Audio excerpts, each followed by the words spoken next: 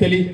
मंगळवारपासून मिडबावमध्ये स्पर्धा असा म्हणजे घरात कमी उणगतच जास्त असो असे जे माणूस असतात ना त्यांना खुटावरचं कावळं म्हणतात. तर आता हे सुद्धा बघूया खुटावरचे कावळे थोडे उभे केले आहेत, किती वेळ उभे राहतात. कोणाकडे असतली 2 नंबरची भेटवस्तू आणि ट्रॉफी बघूया आता पुढे. अजून काय अंदाज नाही असा. तोपर्यंत नंबर 1 दिलीप भगवान गावडे आणि सौभाग्यवती दीप्ती दिलीप गावडे या उभयतांना विनंती आहे, कृपया या मान्यवर. ट्रॉफी जरा आम्ही तुझ्या हातात घेऊन ठेवू, ट्रॉफी आणि भेटवस्तू. दुसऱ्या क्रमांकाची ट्रॉफी जरा सांभाळून घ्या, ट्रॉफी अजिबात हातातून सुटाक देऊ नका. तोपर्यंत जरा एकदा आवाज सोड बघूया. बिलनची नागिन निघाली.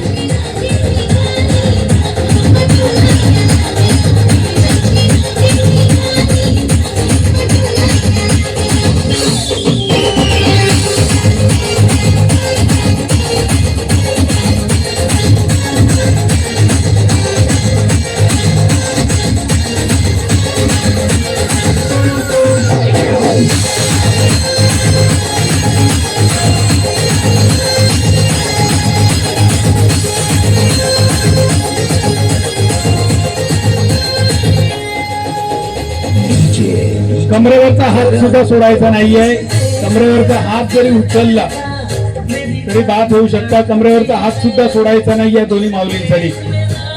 दिलीप भगवान गावडे आणि सौभाग्यवती दीप्ती दिलीप गावडे या उभयतांचे सुद्धा मनपूर्वक आभार असत. दोन्ही उभयता असत.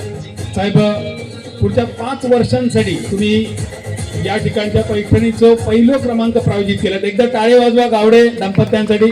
खूपच सुंदर सगळे गेम तुम्ही बघितला. कुठचा गेम तुमका सगळ्यात जास्त आवडलो? हा गेम जास्त आवडला. हा गेम जास्त आवडला. बाकीच्या पहिल्या गेम मध्ये ताई जरा पुढे या. तुम्ही सुद्धा भाग घेतलेला तर मजा इली असती.